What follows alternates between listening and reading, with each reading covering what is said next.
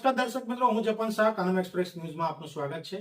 જોઈએ આજના મુખ્ય અને મહત્વના સમાચાર। વડોદરાના પાદરા તાલુકાના દણેલી ગામના સરપંચ પરિવાર દ્વારા ગામના સામાન્ય નાગરિકે નળમાં પાણી છોડવાનું કહેતા હિંચકારો હુમલો। સામાન્ય પાણી છોડવા જેવી બાબત પર લોહિયાળ જંગ। 8 આરોપીઓ સામે નોંધાઈ ફરિયાદ। એક જ પરિવારના અનેક સભ્યો પર હુમલો। જે ગામ લોકોએ સરપંચ બનાવ્યા એ જ લોકો પર મહિલા સરપંચના પરિવારે હુમલો કરી આપી ધમકીઓ। પીવાના પાણીના વિતરણ જેવી સામાન્ય બાબતે થયેલી બોલચાલે હિંસક સ્વરૂપ ધારણ કર્યું હતું। ગામના સરપંચ સહિત 9 શખ્સોએ એક જ પરિવાર પર લાકડાના દંડા અને લોખંડના પાના વડે હુમલો કરતા વિસ્તારના સરપંચ આલમમાં ભારે ચકચાર મચી જવા પામેલ છે। હુમલામાં મહિલા સહિત પરિવારના અનેક સભ્યોને માથામાં ગંભીર ઈજાઓ પહોંચતા 108 મારફતે હોસ્પિટલમાં દાખલ કરવામાં આવ્યા છે। ફરિયાદી અરવિંદભાઈ પઢિયારના જણાવ્યા અનુસાર ઘટનાની શરૂઆત પાણી છોડવાની બાબતે થઈ હતી।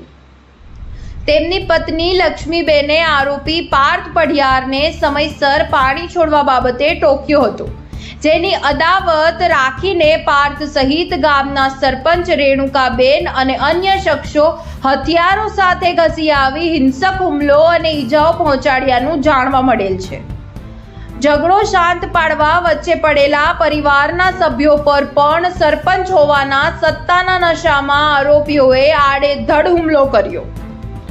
હુમલાનો ભોગ બનેલ લક્ષ્મીબેન માથામાં લોખંડનું પાનું વાગતા 7 ટાંકા, સતીશ પઢિયારના માથામાં ગંભીર ઈજા થતા 12 ટાંકા, સહદેવભાઈના માથામાં 6 ટાંકા અને ડાબા હાથમાં ફ્રેક્ચર, ફરિયાદી અરવિંદભાઈના માથામાં 5 ટાંકા, કૌશિક પઢિયારના કપાળના ભાગે 5 ટાંકા। હુમલા બાદ આરોપીઓ હવે માપમાં રહેજો નહીં તો પતાવી દેશું તેવી જાનથી મારી નાખવાની ધમકી આપી ફરાર થઈ ગયા હતા। પાદરા તાલુકાની વડુ પોલીસે આ બાબતે ફરાર થયેલ આરોપીઓને ઝડપી પાડવા ચક્રો ગતિમાન કર્યા છે અને ભારતીય ન્યાય સંહિતાની વિવિધ કલમો હેઠળ ગુનો નોંધી વધુ તપાસ હાથ ધરી છે।